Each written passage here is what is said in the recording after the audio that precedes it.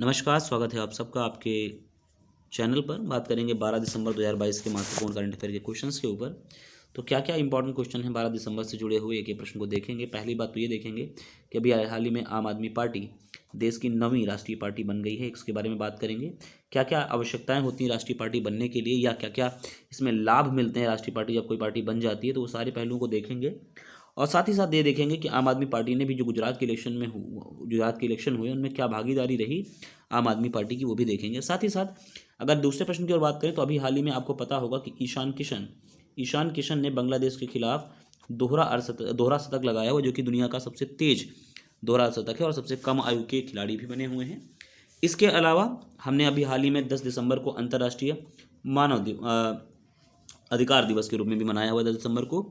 और इसके अलावा अर्टॉन का पासपोर्ट इंडेक्स जारी हुआ है, उसको देखेंगे भारत की स्थिति क्या है। और साथ ही साथ त्रिपुरा के भीतर एक नए राज्य की मांग शुरू हुई है, वो कौन सा राज्य है, क्या क्या डेटा रहेगा। तो ये सारे प्रश्न भी, इसके अलावा भी और भी प्रश्न हैं, इसके अलावा इन सारे प्रश्नों को देखेंगे, क्या क्या इंपॉर्टेंट है, क्या क्या इंपॉर्टेंट नहीं है। आम आदमी पार्टी देश की 9वीं राष्ट्रीय पार्टी बन गई है, इसके बारे में ध्यान रखना। अगर हम बात करेंगे इलेक्शन कमीशन की वेबसाइट के बारे में, तो इलेक्शन कमीशन की वेबसाइट पर अभी तक 7 पार्टियों के बारे में डेटा मिला हुआ है। वो 7 पार्टियां कौन हैं, इनके बारे में बात करेंगे। तो जो पिक्चर देख पा रहे हो, देश के भीतर बहुत सारे क्षेत्रीय दल या राज्य दल या साथ ही साथ राष्ट्रीय दल वर्तमान में सक्रिय हैं। तो इनके बारे में ये वही झंडे दिखाए गए हैं कि बहुत देश के भीतर बहुत सारी पार्टी वर्तमान में काम करती हैं। अगर मैं बात करूं कौन कौन सी पार्टियां इलेक्शन कमीशन की वेबसाइट पर दर्ज हैं, तो एक एक करके देख लीजिएगा। कि इंडियन नेशनल कांग्रेस, ये देश दुनिया की या भारत की, माफ़ी चाहूँगा, भारत की सबसे पुरानी राष्ट्रीय पार्टी है, जो कि आपको पता है कई बार परीक्षाओं में सीधा पढ़ाया जाता है। इसकी स्थापना 1885 में की गई थी। आमतौर पर इंपॉर्टेंट डेटा ये रहता है कि आप जब बैठें घर पे तो प्रयास ये करें कि इन 7 राष्ट्रीय पार्टियों की स्थापना कम से कम आप नीचे कमेंट बॉक्स में बताना अगर चाहें तो बता सकते हैं। बाकी शेष अगर मैं बात करूँ तो कम्युनिस्ट पार्टी ऑफ इंडिया, इसे मार्क्सिस्ट भी कहते हैं, बहुजन समाजवादी पार्टी को राष्ट्रीय दल के रूप में मान्यता प्राप्त है। और साथ ही साथ नेशनल कांग्रेस पार्टी और communist party of India, all India Trinamool Congress और भारतीय जनता पार्टी वर्तमान में दुनिया की सबसे बड़ी पार्टी होने का दर्जा प्राप्त कर चुकी होती है। तो ये 7 ऐसी अलग अलग पार्टियां हैं जिनके बारे में कहीं ना कहीं वेबसाइट के ऊपर मामला दर्ज है। अगर मैं बात करूं कि आम आदमी पार्टी ने क्या ऐसी कंडीशन रही जिनके आधार पर राष्ट्रीय दल का दर्जा प्राप्त किया, तो ध्यान रखना कि पहले पॉइंट पर एक लाइन लिखी हुई है, 6% of total votes in more than 4 state legislative assembly, यानी कि 4 राज्यों की विधानसभा सीटों में कम से कम 4 राज्यों की विधानसभा सीटों में कम से कम आपने 6% का वैध मत प्राप्त किया हो। अब ये 6% वैध मत जो प्राप्त किया, वो 4 विधानसभा कौन है जो आम आदमी पार्टी पूरी कर पा रही है। तो पहले आपको पता है कि पहली तो आपको यही मालूम है कि दिल्ली ऐसा राज्य है जिसमें भी हाल ही में आम आदमी पार्टी ने बाकायदा अपनी पहली सरकार बनाई थी, आम दिल्ली के भीतर। इसके अलावा गोवा के इलेक्शन हुए थे।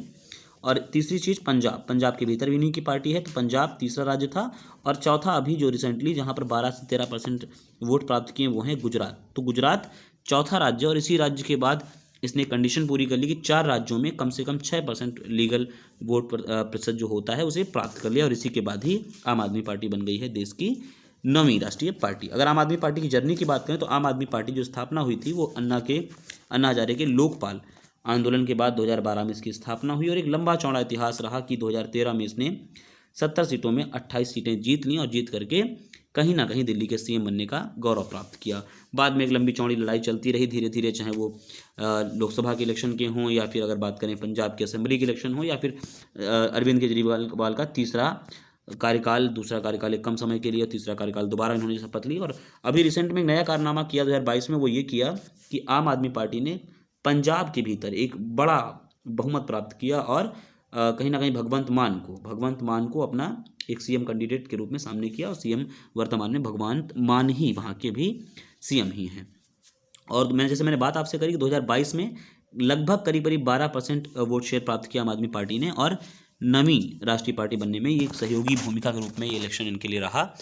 अगर मैं बात करूं अन्य पहलुओं की, तो ध्यान रखना इलेक्शन कमीशन, सबसे पहले इंपॉर्टेंट ये है कि इलेक्शन कमीशन आपके लिए कौन से आर्टिकल में दिया गया है। तो आर्टिकल 324 से आर्टिकल 329 तक आपका total election commission of India का ब्यौरा दिया गया है।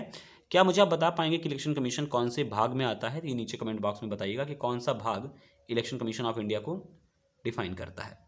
संविधान का वो कौन सा भाग है। अब एक इंपॉर्टेंट मन में क्वेश्चन और आ रहा होगा कि आम आदमी पार्टी को राष्ट्रीय पार्टी बनने के बाद इतना जोर शोर से प्रोत्साहन क्यों मिल रहा है। तो देखो गौर करिए इसके ऊपर, एक एक क्वेश्चन आपके लिए इंपॉर्टेंट है, यहाँ से गौर करें इसके ऊपर क्या क्या या क्या लाभ मिलते हैं एक इलेक्शन कमीशन जब कोई पार्टी नेशनल पार्टी बन जाती है। देखो सबसे पहले बात तो ये हो जाती है कि उसे जो सरकारी कहीं ना कहीं सूचना के माध्यम होते हैं, जैसे दूरदर्शन हो गया, रेडियो हो गया, ठीक, प्रसार भारती संबंधित दूरदर्शन हो गया या रेडियो हो गया, यहाँ पर इन्हें फ्री ऑफ कॉस्ट अपनी पार्टी का चुनाव प्रचार करने की एक अधिकार मिल जाता है। दूसरी चीज़, राज्य की राजधानियों में, जो राज्य की राजधानियां हैं वहाँ इन्हें पार्टी मुख्यालय स्थापित करने का स्थान दिया जाता है। तो पार्टी मुख्यालय या पार्टी कार्यालय स्थापना करने के अधिकार मिल जाते हैं। साथ ही साथ इन्हें जो मान्यता प्राप्त, जो एक प्रकार का कह सकते हैं सिंबल होता है, मान्यता प्राप्त चुनाव चिन्ह होता है, वो चुनाव चिन्ह अब इनके पास अधिकृत हो जाता है, पंजीकृत हो जाता है।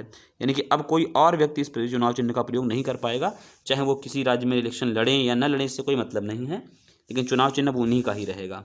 और इसके अलावा 40 स्टार प्रचारकों की सूची बना सकते हैं ये, इनके 40 स्टार प्रचारक हो सकते हैं और ये प्रचारक क्या कर पाएंगे, प्रॉपर इनके इलेक्शन के जीतने के लिए मदद कर सकते हैं। तो ये 40 स्टार प्रचारकों की सूची भी इनको मिल जाती है। तो यानी कि ये एक लाभ होते हैं एक नेशनल पार्टी बनने के बाद। हो सकता है आपसे परीक्षाओं में ऐसे प्रश्न आपकी बार पूछे ही जाएं। खैर, अगले प्रश्न की ओर चलते हैं कि ईशान किशन ने दुनिया का दोहरा जो शतक बनाया हुआ है वो सबसे तेज दोहरा शतक बनाया हुआ है। तो क्या क्या क्वेश्चंस इनके लिए निकलते हैं। तो सबसे पहले इंपॉर्टेंट बात आपके लिए निकल करके आएगी कि इन्होंने किसके खिलाफ बनाया हुआ है। तो इन्होंने बांग्लादेश के खिलाफ ये एक रिकॉर्ड बनाया हुआ है। इसके अलावा फास्टेस्ट डबल 100 जो सेंचुरी बनाई है इन्होंने 126 गेंदों में बनाई हुई है।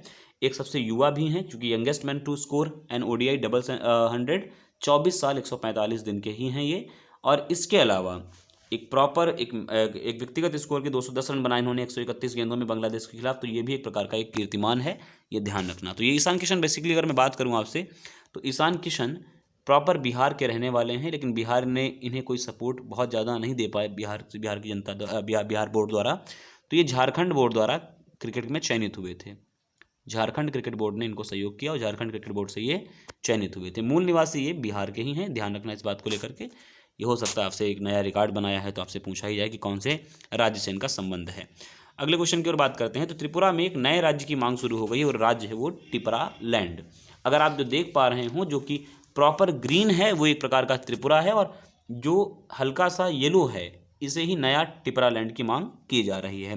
ये क्या है और कौन मांग कर रहा है। तो एक आपका एक दल है वहाँ का IPFT।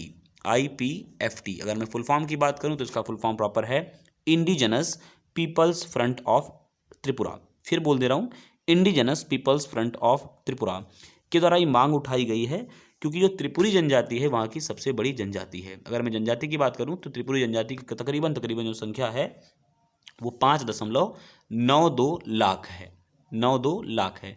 अब इस त्रिपुरी जनजाति के भीतर दो जनजातियां आती हैं। वो कौन कौन सी जनजातियां हैं। एक तो आती है आपकी तिप्रा, एक तिप्रा जनजाति आती है इसी के भीतर, तिप्रा मत लिखना, तिप्रा है, तिप्रा। और दूसरी एक जनजाति आती है इसी के भीतर टिपरास। तो इन जनजातियों के द्वारा ही कहीं ना कहीं मांग करी जा रही है, हम अलग राज्य की मांग करते हैं। और वो राज्य जो आपको दिखाई दे रहा है त्रिपुरा के, ये जो येलो वाला शेड है, इसकी यही आपका राज्य के रूप में मांग करी जा रही है। तो त्रिपुरी यहाँ की सबसे बड़ी जनजाति है। अगर अन्य जनजातियों की बात करें तो यहाँ की जो ब्रू रियांग एक जनजाति है, ब्रू रियांग जनजाति, ये दूसरी सर्वोच्च जनजाति है। और तीसरी जो जनजाति शीर्ष यहाँ राज्य की है वो जनजाति है आपकी जमातिया जनजाति, यहाँ की तीसरी सर्वोच्च जनजाति है जमातिया। इनकी संख्या अगर बात करें तो ब्रू रियांग की लगभग 1.8 लाख जनसंख्या है और 83,000 के आसपास जनसंख्या जमातिया की है। तो ये कहीं ना कहीं, ये आपको मैं जनजातियों से संबंधित डेटा दे रहा हूँ। अगर मैं बात करूँ त्रिपुरा की, तो त्रिपुरा 1949 में जो वहाँ का त्रिपुरी शासक थे उन्होंने विलय कर लिया था भारत के साथ में। त्रिपुरा ने 1949 में आज़ादी के बाद।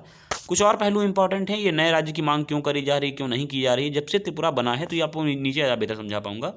जब से त्रिपुरा बना है, यानी कि एक तो 1971 में जो आपका बांग्लादेश है, जो वर्तमान पूर्वी पाकिस्तान था, तो पूर्वी पाकिस्तान और आधुनिक बांग्लादेश, इन दोनों देशों से जब शुरुआत में बांग्लादेश पूर्वी पाकिस्तान के नाम से जाना था तब भी, और आज बांग्लादेश के नाम से अब भी, तो ये यहाँ पर जो लोग हैं वो बसने का प्रयास करते हैं, यहाँ से निकल करके लोग प्रयास करते हैं, क्योंकि अगर आप देखें तो बांग्लादेश यहाँ भी है, बांग्लादेश यहाँ भी, और इस हिस्से में बांग्लादेश है। तीन तरीके से या तीन तरफ से बांग्लादेश से घिरा हुआ है। यहाँ लोग प्रवास कर जाते हैं, यहाँ लोग आ जाते हैं, जिससे है क्या, जो मूल जनजाति यहाँ की है, जो मूल निवासी हैं ये अपने आप को अल्पसंख्यक मानते चले जा रहे हैं, यानी कि इनकी संख्या कम होती जा रही है। जो मूल निवासी हैं बाहर के लोग आकर यहाँ बसते जा रहे हैं, तो ये एक बड़ी समस्या है। बात अगर त्रिपुरा की करें तो त्रिपुरा की राजधानी जो है वर्तमान में अगरतला है, आपको पता है अगरतला है। लोकसभा की सीटें की अगर बात करें तो 2 सीटें हैं वर्तमान में। एरिया लगभग कहीं ना कहीं 10,491.69 स्क्वायर किलोमीटर है। पॉपुलेशन तकरीबन आपकी 3,67,00,000, 1.5 सैकड़ा 10,000 3 लाख, माफ़ी चाहूँगा 3 लाख, गड़बड़ हो रहा है डेटा, 1.5 सैकड़ा 10 लाख 36,71,032 यहाँ की जनसंख्या है, माफ़ी चाहूँगा। और इसके अलावा लिटरेसी 87.75 है। ऑफिशियल लैंग्वेज यहाँ की इंग्लिश, बंगाली और कॉक बोरोक है। साथ ही साथ कुछ और बातें आपके लिए इंपॉर्टेंट हैं, जैसे स्टेटहुड के रूप में से जो मान्यता प्राप्त हुई वो प्राप्त हुई 21 जनवरी 1972। लेकिन बात ध्यान रखना कि 1949 को त्रिपुरी जो नरेश थे उन्होंने इसका भारत में विलय कर लिया था, और प्रॉपर राज्य के रूप में 21 जनवरी 1972 को इसकी स्थापना हुई थी। आगे बात करें तो अभी हाल ही में अर्टॉन कैपिटल पासपोर्ट इंडेक्स जारी हुआ है, और इस इंडेक्स में जो भारत का स्थान मिला हुआ है वो मिला हुआ है 87वां। हो सकता है आपसे प्रश्न पूछा जाए कि पहले स्थान पर कौन रहा, तो इस प्रॉपर इंडेक्स के भीतर जो सबसे पहले स्थान पर रहा है वो रहा है आपका यूएई के बाद नंबर 2 पर रहा है आपका जर्मनी, और नंबर 3 पर आपका रहा है स्वीडन। तो जर्मनी नंबर 2 और नंबर 3 पर स्वीडन। तो बहरहाल आपको ध्यान रखना पड़ेगा 1, 2, 3 कौन है, और इंडेक्स का नाम क्या है, अर्टॉन कैपिटल पासपोर्ट इंडेक्स। और भारत का स्थान 87 रहा है। भारत के पड़ोसी देश का स्थान 94, अर्थात मैं पाकिस्तान की बात कर रहा हूँ तो पाकिस्तान का स्थान 94 रहा है। भारत का जो रैंक आया वो बहुत अच्छा पासपोर्ट के मामले में बिल्कुल नहीं रहा है। अगर मैं बात करूं हेनले पासपोर्ट इंडेक्स एक जारी होता है, तो हेनले पासपोर्ट इंडेक्स में जो भारत की स्थिति 2022 में है वो भी 84 है, तो यार आसपास ही है, तो ध्यान रखना, कन्फ्यूज़न हो सकता है आपसे। 2020 में ये 82 थी, 90 थी 2021 में, और 2022 में पहुंच गई है 84। अगर बात करें सबसे निचले स्थानों की, सबसे निचले स्थान पर कौन है वो देश, तो एक तो बांग्लादेश, अफगानिस्तान सबसे नीचे है। और ध्यान रखना ये इंडेक्स जो मैंने ऊपर वाला भी बताया अर्टॉन वाला इंडेक्स, उसमें भी अफगानिस्तान ही सबसे नीचे है। अफगानिस्तान से ऊपर इराक है। तो ये टॉप बॉटम देश हैं, वो देश जो सबसे निचले स्थान पर हैं। अगर मैं बात करूं जापान की, तो जापान और सिंगापुर संयुक्त रूप से रैंक 1 पर थे, और इन्हें 192 देशों में वीज़ा की एक्सेस थी। रैंक 2 कौन कौन रहा था, जर्मनी, साउथ कोरिया, इनका जो एक्सेस था 190 देशों में था। ब्रिक्स देशों की अगर मैं बात करूं, तुलना करूं, तो ब्राज़ील का स्थान 20वां था, जो कि अच्छा था। रशिया का 46वां, साउथ अफ्रीका का 51, चाइना का 64 और भारत का 84, ऐसा मैंने ऊपर भी बताया। तो आपको ध्यान में रखना पड़ेगा कि हेनले पासपोर्ट इंडेक्स में इसका स्थान 84 है, वहाँ भी नवे इंडेक्स में 87 नंबर पर है। विश्व मानवाधिकार 10 दिसंबर को मनाया गया है। आपको पता है कि ह्यूमन राइट डे के रूप में से हम मनाते हैं। ह्यूमन राइट डे 10 दिसंबर को मानवों के अधिकार के ऊपर बात करी जाती है। अगर बात करूँ इसकी स्थापना की, तो 1948 में संयुक्त राष्ट्र के द्वारा, 1948 में इसके द्वारा बाकायदा प्रस्ताव रख करके संयुक्त राष्ट्र ने इसकी स्थापना करवाई थी। और अगर मैं बात करूं राष्ट्रीय मानवाधिकार आयोग की, तो राष्ट्रीय मानवाधिकार आयोग की स्थापना अपने देश के भीतर वो हुई थी 12 अक्टूबर 1993। एक क्वेश्चन चलते चलते मैं आपको एक और दिए दे रहा हूं कि राष्ट्रीय मानवाधिकार आयोग के अध्यक्ष कौन हैं, ये नीचे कमेंट बॉक्स में पिन करिएगा, बताइएगा। उम्मीद करता हूँ ये 5 क्वेश्चन आपके लिए काफ़ी इंपॉर्टेंट रहे होंगे, क्योंकि डेटा इसमें थोड़ा सा ज़्यादा था। वीडियो अगर अच्छा लगे तो वीडियो को लाइक करें और शेयर करें। बने रहे हमारे साथ। नमस्कार।